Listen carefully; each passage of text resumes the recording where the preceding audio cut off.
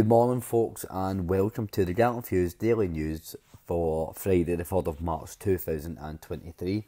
My name's Colin, and I'll give you all the latest Rangers news headlines for the last 24 hours. Couple of things in advance. Sorry, I probably don't sound the best to listen to.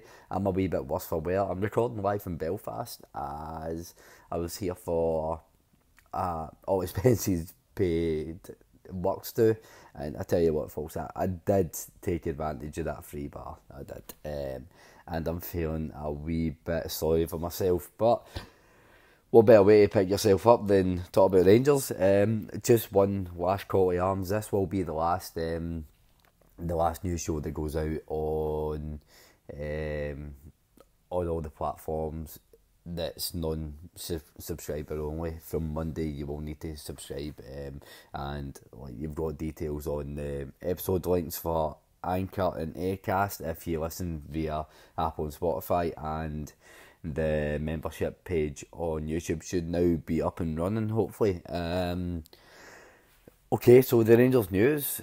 Michael Beale's press conference yesterday. First of all, he was asked about James Sands, and obviously with Sands going back to New York City FC, and he said James came to me about 4 weeks ago and asked if there was a possibility he could go back. He saw that he was going to find playing time difficult. He's a midfielder who's had to play predominantly at centre back. I didn't see me playing a long player over one or two who are going to be Rangers players and will be Rangers players going forward. We had an honest conversation, and I asked him to stay until the cup final because Connor Golson and Ben Davies were only centre backs, and if we had any issues, James would need to play. We agreed to that, and that's why he wasn't in the squad at the weekend. Interesting that this decision's been made a wee while ago, and it was just he was there for cover basically. As I said yesterday, I have no ill feeling towards James Sands. He's he was maybe a decent addition to the Rangers squad, just at the wrong time, and yeah, he's just not what this squad needs in terms of the rebuild. When Michael Beale was asked about the out of contact players in the summer, like Ryan Jack, Ryan Kent, Alfredo Morelos, he said all the players who are out of contact, not one has had an offer put to them. No one has had a discussion where we've said we'll offer you this and that. Why? When I came in, it was a little bit uncertain on one or two, and I wanted to see the season through. That doesn't mean that I haven't spoken to the players. I want to see certain things against certain opponents to make sure they can be part of it going forward. So that is quite interesting to hear. It's not a case of the black and white that if they're out of contact that he wants to renew them. I quite like that. Certain things against certain opponents. Hopefully he has laid down the parameters to these players, what they have to produce if they want a new deal going forward, and I do extend that to Kent, Morelos, Jack, Arfield, because there's a big question mark over quite a lot of them. On recruitment in general, Michael Beale went on to speak further, and he said, I think we need to recruit 3 or 4 that are going to make a massive impact on the team. We need to sort out the futures, obviously, of the ones that are there, and it may be that I feel we need to change 1 or 2 that are in contact as well. But we know come the summer it's an interesting moment for the club in terms of changing the makeup of the group. I've sat in front of you before and said that I think 25% of the squad will turn over. I said that in one of my first meetings. I'm sticking by that, and that's still the case. We need to reduce the number of the squad. If you look at our squad, we've carried a large number of players because of injuries. We need to reduce the number of the squad. In terms of our budget, I think it's outlaid a little bit large in terms of numbers. So we want to reduce the numbers and increase the quality. I think I know where you're going with this question, and I agree. We need to do some really, really good work. And listen, I'm sat here as a coach, and I came back knowing that in the last 90 days, I haven't had many surprises about how big the job is. I didn't think I was going to walk in and win the first 15 games and pick up the League Cup and everything would be rosy. I knew there'd be some bumps along the road. when they come, they don't feel good, if I'm honest. But come this summer, we've identified some players. The club's identified some players. To me, it's about going and getting the work done swiftly now. So quite a lot there. We've heard before that 25% of the squad turning over. We've heard that figure before.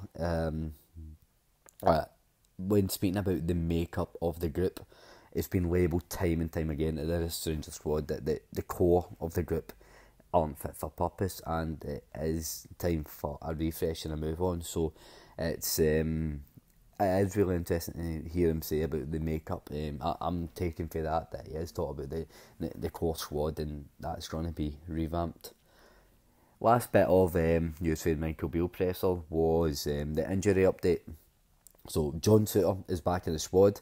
Ridvan trained last week, and in 3 days into the final, we had 24 fit players training. Rabbi Matondo was back. Scott Arfield was back. Yanis Hadji has just got a loading problem with his knee. Sometimes it reacts to certain things, so he's in and out of training, but he's fit for the weekend.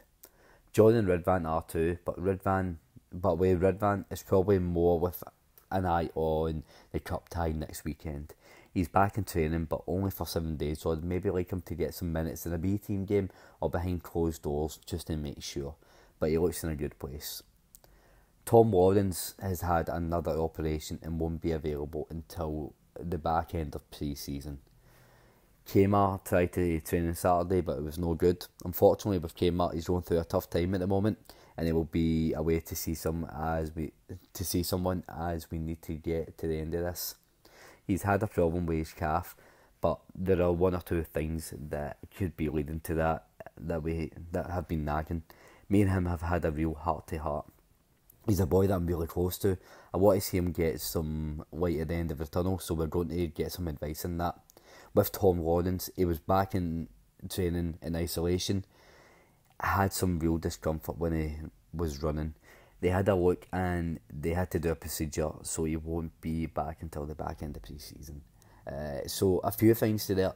Amazing that Ridvan Yilmaz in particular is going to be back in the squad over the next couple of weeks. I think we've all been waiting for him to hit the ground running. Also, he was the marquee signing, if you like, and good to see John Souttar back as well. It was always going to be a doubt with John Souttar, but I think we all may be surprised how long he was out for. With Tom Lawrence, that is a real blow. When you look at the players out injured who could potentially make a difference, I think we all had real hope for Tom Lawrence, and it's just been a terrible season. Also, he missed the World Cup with Wales, he's missed the Champions League, and he did look really promising that first 8 or 9 games that he played for Rangers, and he added something that we didn't have, that kind of aggression, direct attack.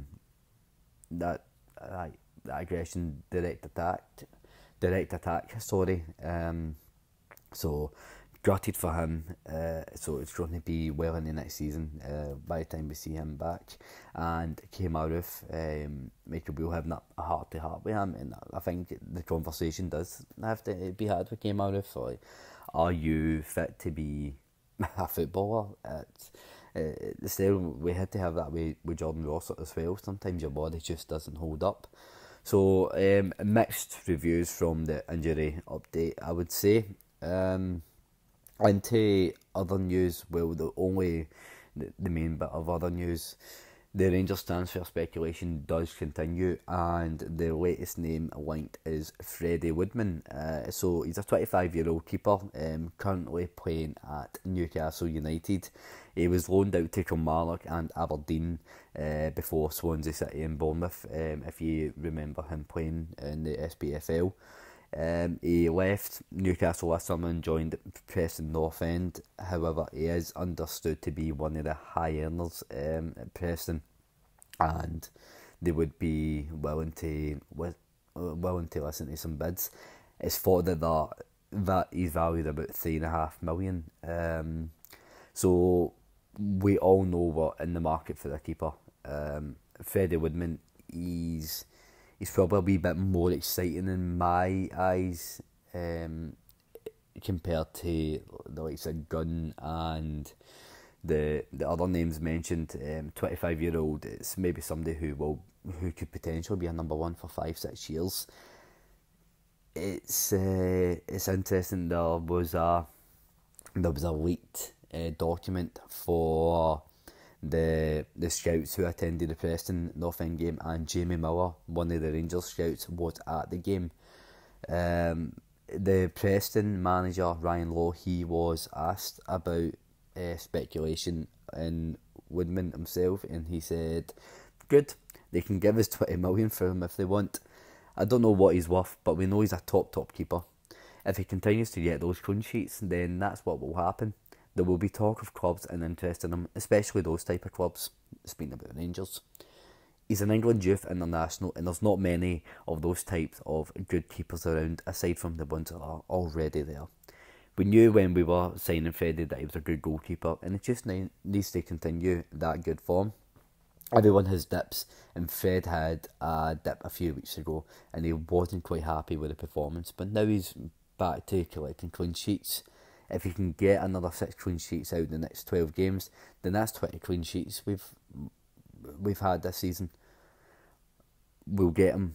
We'll help him get that. The defenders in front of him will certainly help him.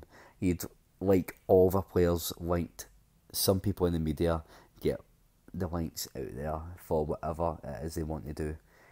He's definitely going to get recognised if he's one of the best in the division for clean sheets. If you have a 20-goal marksman, they'd be linked with plenty of clubs as well. It's definitely a good thing for the football club when players are getting noticed for individual performances and team performances. It is what it is. I'm sure he'll be linked with many other clubs as well, and many other players will too. So, a wee bit tongue in cheek for Ryan Lowe there, saying they can give us 20 million for him if he wants. I'll be honest, Ryan, I don't think personally will be demanding that wage and that fee, and Rangers certainly won't be paying it. That's a guarantee.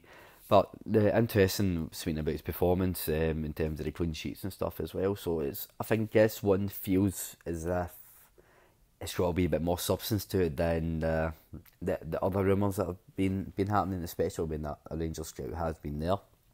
So we'll wait and see. I think that's the right market, a 25-year-old keeper. I think for me, it's a balance. I maybe want somebody between 25 and 30. I don't want an aging goalkeeper who's maybe already past their best. I do want a Rangers to sign somebody who's going to be the number one for years to come. So that certainly sounds as if it's in the right lines. Last wee bit of news. Speculation. It broke on Twitter yesterday from a journalist from The Athletic that Ross Wilson was going to have an emergency meeting with the Rangers board because he was linked with going to Toulouse. I've not seen anything about that since, other than the initial tweet that was made in French, and that's. I think the conversations need to be had. Like I said over the last couple of days, that we need to be looking at the summer and the long term now. We can't wait till the summer to start rebuilding, and the conversation around Ross Wilson's role has to be part of that as well. Whether he stays or whether he goes, there has to be certain parameters put in place which will define success for him in his current role. So, like, regardless, Rangers need to be speaking to him, the board need to be speaking to him. I don't know how concrete the rumours are about him going to Toulouse, but we'll just wait and see. So that'll do me for this Friday morning. Once again, apologies that I've probably not been the most succulent to listen to. Hopefully by the time that I speak to you on Sunday night on the live stream, I feel a bit better. So until then, enjoy your weekend. I hope your team wins. Take care, folks.